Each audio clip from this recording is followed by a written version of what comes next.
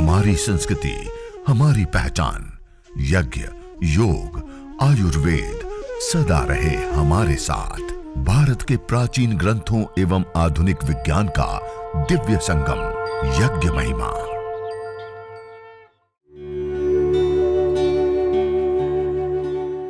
भारतीय संस्कृति में यज्ञ, योग एवं आयुर्वेद जैसी अमूल्य विद्याएं हैं, जिसका मूल है वेद। इतिहास की ओर दृष्टि डालें तो भगवान राम, भगवान कृष्ण से लेकर राजा महाराजाओं, ग्रामवासियों व अरण्यवासी ऋषियों की कुटियों तक नित्य व नैमित्तिक यज्ञों का प्रचलन देखने को मिलता है।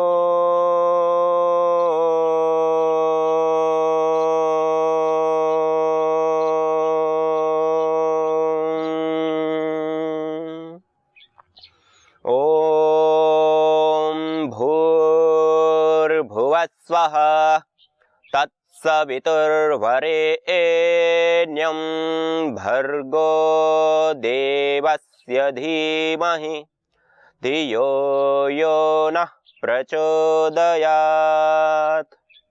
ॐ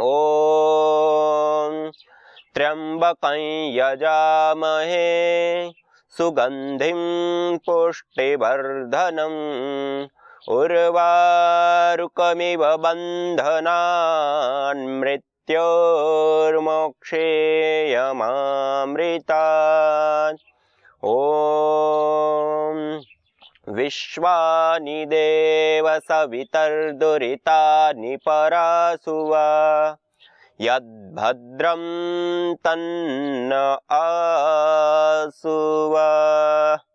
ओम शांति शांति शांति। इस प्रकार मंत्रोच्चारण पूर्वक मंगलाचरण करते हुए हम आज के इस सत्र का प्रारंभ किया और सबसे पहले हम यज्ञ करेंगे, हवन करेंगे, अग्निहोत्र करेंगे। उससे पूर्व में आप सभी योगी साधक भाई बहनों को मैं नमन करता हूँ, वंदन करता हूँ, प्रणाम करता हूँ। और हमारे सारे योग योद्धा भाई बहन और छत्तीसगढ़ योग विकास एवं जन कल्याण समिति के हमारे सारे कार्यकर्ता भाई बहन, जिनके संकल्प के कारण आज यह सैकड़ों लोग एक साथ मिलकर के हम यज्ञ कर पा रहे हैं। और हर रविवार को हम करते हैं, उसने कहते हैं हरिद्वार से हर द्वार बने यज्ञीय परिवार। तो आज रविवार ना होते हुए भी हमारे समिति के हमारे सारे भाइयों ने मिलकर के, डिजेंद्र जी, अमित भाई जी, रोहित जी, शांतम जी और हमारे हरिराम भाई साहू जी, सब मिलकर के आज ऐसा ही माहौल बना दिया है। सभी लोग साथ में मिलकर के घर घर पे रह करके सब एक साथ यज्ञ करेंगे। ये भी एक बहुत बड़े गौरव की बात है हमारे। और इस समय में हरिद्वार में महाकुंभ भी चल रहा है। इस अवसर पर हमें यज्ञ करने का अवसर मिल रहा है। और अभी मैं आपके सामने जो बैठा हूं, यह पतंजलि योगपीठ का वो प्रांगण है जहां पर संपूर्ण विश्व से, केवल भारत से नहीं, संपूर्ण विश्व से लोग यहाँ पे स्वास्थ्य साधना के लिए आते हैं। और ये जो आप मेरे पीछे कुटिया आप देख रहे हैं, यज्ञशालाएं आप देख रहे हैं, यज्ञशाला नहीं यज्ञशालाएं, यहाँ पर रोगानुसार यज्ञ कराते हैं। और उनके लिए अलग अलग यज्ञशालाएं बनी हुई है, अलग अलग ग्रुपों में वो बैठ करके यज्ञ करते हैं। और पूरी दुनिया का सबसे बड़ा नेचुरोपैथी का पहला सेंटर ये इतना बड़ा है, और उसमें भी आप लोगों के लिए हर्ष की और खुशी की बात है कि इस सेंटर पे यज्ञ चिकित्सा अनिवार्य रूप से सबको दी जाती है, सबके लिए। और यज्ञ चिकित्सा के लाभ अनंत है। आज इस कोरोना काल में इतनी भयावह स्थिति बनी हुई है, चारों ओर हाहाकार मच रहा है। इस कालखंड के बीच में भी आज इस पूरे योगग्राम में सैकड़ों सैकड़ों लोग बस रहे हैं। हम प्रतिदिन यहाँ पे सुबह में आप देखते हैं महाराज जी का जो कार्यक्रम प्रारंभ होता है, उस कार्यक्रम के दौरान 4 से 6 कुंडों में यज्ञ चलता है, सुबह 5 बजे से लेकर के 7:30 बजे तक। और उसके बाद हमारी जो आप यह यज्ञशालाएं देख रहे हैं जहां रोगानुसार यज्ञ होता है, उसके बाद वहां पे यज्ञ प्रारंभ होता है तो शाम के 8-9 बजे तक चलता है। इस प्रांगण में यहाँ पे रात दिन यज्ञ चलता है। और प्रतिदिन बहुत बड़ी मात्रा में घृत सामग्री आदि का प्रयोग करते हैं। और दूसरा उसके बाद धुनी करते हैं। यहाँ पे हमने सभी साधकों को धूपदानियां दी हुई है, यज्ञ करते आहुतियां देते और उसमें अंगारे लेकर के उसमें गुग्गुल, गाय का घी, कपूर आदि की धुनी करते और उनको रोग जो विशेष है उस रोग विशेष की भी सामग्री की धुनी करते और उसमें बैठ करके योगाभ्यास करते हैं, प्राणायाम करते हैं। और हमने देखा जो भयंकर रूप से जो रोगी थे, जो 10-10, 12-12 साल से जो पीड़ित थे, कोई रोग ही ठीक नहीं हो पा रहा था, मल्टीपल रोग हो चुके हैं, बेकाबू स्थिति थी, वो लोग इस यज्ञ चिकित्सा से और उसके साथ साथ कुछ आयुर्वेद की औषधियां, योग, प्राणायाम, ये सारी चीज जब इन्वॉल्व करते हैं, मल्टीपल चिकित्साएं देते हैं, वो लोग भी कुछ ही समय में उभर जाते हैं, बीमारियां उनकी ठीक हो जाती है, दूर हो जाती है, नष्ट हो जाती है। तो ऐसे यज्ञ को आज हम सीखेंगे। तो सबसे पहले यज्ञ करने के लिए कोई भी छोटा मोटा एक हवन कुंड, जैसे मेरे पास थोड़ा सा बड़ा हवन कुंड है, तो आपके पास भी कोई ना कोई एक छोटा हवन कुंड आपने रख लिया अपने पास। फिर दूसरा, कोई भी समीधा लकड़ी अपने पास रख ले। ये हमारे पास गाय के गोबर से बनी हुई लकड़ी है। आप आम की, पीपल की, बरगद की, पलास की, मदार की, अपामार्ग की, इसमें से कोई भी एक सामग्री को आप ले सकते हैं, और समीधा को। तो मेरे पास अभी गाय के गोबर के उपले हैं, उसकी स्टिक बनी हुई है, तो इस स्टिक का मैं प्रयोग कर रहा हूं। और वेदी के नीचे पहले छोटी छोटे समिधाएं लगा दीजिए। सभी लोग वेदी के मध्य में छोटी छोटी समिधा लगा दीजिए। मैंने पहले ही लगा दी है। छोटी छोटी समिधा लगा करके 2 समिधा वेदी के हिसाब से काट करके 2 को खड़ी रख दीजिए और 2 समिधाओं को आड़ी रख दीजिए। 2 खड़ी और 2 आड़ी समिधा रख दीजिए। और इस प्रकार से रखने के बाद बीच में थोड़ी सी रुई लगा दीजिए। और रुई लगा करके और उसके ऊपर कपूर, ये कपूर की टिकिया को दबाते हैं तो पाउडर हो जाता है, दबा करके पाउडर करके उसके ऊपर ऐसे वो रख दीजिए ऐसे। और उसके ऊपर थोड़ा सा गाय का घी भी 2-5 चम्मच वो समिधाओं को गीला कर दीजिए। जो रुई रखी उसको गीला कर दीजिए, कपूर रखा उसको उसके ऊपर डाल दीजिए। इस प्रकार से ये वेदी के अंदर जो अग्न्याधान करेंगे उसकी पूर्व तैयारी करने के लिए कुछ आपको बताया। इससे अतिरिक्त एक प्लेट के अंदर आप हवन सामग्री ले लें, पतंजलि दिव्य हवन सामग्री, आस्था हवन सामग्री, या फिर जो आपको शुद्धतम पास में उपलब्ध हो वो सामग्री। कुछ नहीं है तो अपने घर के अंदर चावल होते हैं, जौ होते हैं, काले तिल होते हैं, उसी को आप रख लीजिए। खाली काले तिल से आप कर सकते हैं, खाली चावल से कर सकते हैं, या थोड़े से जौ उसमें मिला सकते हैं। इस प्रकार मिश्रण करके एक प्लेट में रख लीजिए सामग्री। एक घी का पात्र, इसके अंदर गरम किया हुआ गाय का घी ले लीजिए। गाय के घी को गरम कर लीजिए और उसको ले लीजिए। तो ये गाय का घी गरम किया हुआ, एक ऐसी लंबी डंडी वाला चम्मच जो आहुति देने के लिए विशेष करके काम में आता है, इसको श्रू बोलते हैं, उसको रख ले और उसके अंदर कपूर रख ले अग्रभाग में इस प्रकार से, और एक दीपक, उस दिए के अंदर आप बाती लगा दे, इस प्रकार से बाती लगा दे और उसमें थोड़ा घी डाल दे। एक छोटा सा और पात्र लेकर के, एक छोटी सी प्लेट और एक चम्मच और कटोरी, इसके अंदर जल ले ले। ये आचमन, अंग स्पर्श आदि जो क्रियाएं हम करेंगे उसके लिए काम में आएगा।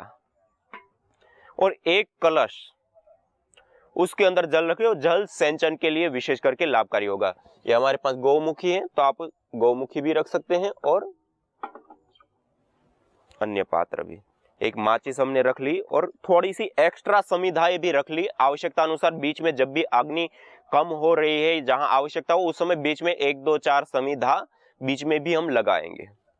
दूसरा, कोई भी एक विधि की हमें आवश्यकता होती है यज्ञ करने के लिए, तो आप यज्ञ चिकित्सा यज्ञ कर रहे हैं तो ये पतंजलि योगपीठ से प्रकाशित यह पुस्तक यज्ञ योग आयुर्वेद चिकित्सा, इसमें रोगानुसार कैसे यज्ञ करना है, कैसे धुनी करनी है और उसकी क्या विधि होती है, वो सब विधि है, तो इसके अंदर भी विधि है। और दूसरी एक पुस्तक है वैदिक नित्य कर्म विधि, एक तो पुरानी पतंजलि योगपीठ से छपी हुई थी, ये नवीनतम संस्करण है। ये पुस्तक के अंदर भी यज्ञ की पूरी विधि भी हमने दी है और उसके साथ साथ जो प्रसंगानुसार जो यज्ञ किए जाते हैं, वर्षगांठ, जन्मदिन से लेकर के अलग अलग, उन सब के भी इसमें पूरी पर्वों से लेकर के वो सारी विधियां भी हैं। तो आप इसमें से कोई भी एक पुस्तक या कोई पंपलेट आदि जो होते हैं उसको आप अपने पास में रख लेवे और उसमें मंत्र पढ़ते हुए साथ साथ में कर। अभी तो मैं आपके साथ हूं तो हम सब मिलकर के साथ साथ में मंत्रोच्चारण पूर्वक करेंगे। तो अब आइए, ये जो यज्ञ के लिए अत्यंत आवश्यक सामग्री थी वो आपको बताइए। एक प्लेट के अंदर सामग्री हमें चाहिए, कुछ समिधाएं चाहिए, एक विधि चाहिए और एक घी का पात्र, गाय का घी चाहिए, दीपक चाहिए, आचमन के लिए कटोरी प्लेट चाहिए, एक जल सिंचन के लिए वो चाहिए, एक हवन कुंड चाहिए और समिधा कुछ हमने लगा दी। उसका लगाने का तरीका, छोटी छोटी समिधाएं एक बार फिर से आप सुन ले, जो मेरे साथ कर रहे हैं आप इतना जरूर करें तो आप अच्छे से अग्नाधान और अग्नि को अच्छे से प्रदीप्त कर पाएंगे। नीचे नीचे छोटी समिधा डाल दी, उसके ऊपर 2 आडी समिधा और 2 खड़ी समिधा, इस प्रकार से, जैसे ये 2 आडी और उसके ऊपर 2 इस प्रकार से खड़ी, ऐसे 4 समिधाओं को चीन दे, चारों ओर से उसमें जगह रहेगी। इसके ऊपर गाय का घी 2 4 5 चम्मच डाल दीजिए। नीचे छोटी छोटी समिधाएं हैं उसके ऊपर भी थोड़ा घी डाल दीजिए। इसके बीच में थोड़ा सा बाती लेकर के उसको फैला दीजिए, उसके ऊपर भी थोड़ा घी डाल दीजिए और उसके ऊपर 1 2 टिकिया कपूर की लेकर के पाउडर करके इन सब के ऊपर बिखेर दीजिए। इतना वेदी के अंदर मध्य में जरूर कर ले। अब आइए हम यज्ञ का प्रारंभ करते हैं। सबसे पहले प्रारंभ करने के लिए पहले मंगलाचरण करते हैं। तो आइए सभी लोग सीधा बैठते हुए 3 बार ओम का उच्चारण करेंगे। मंगलाचरण।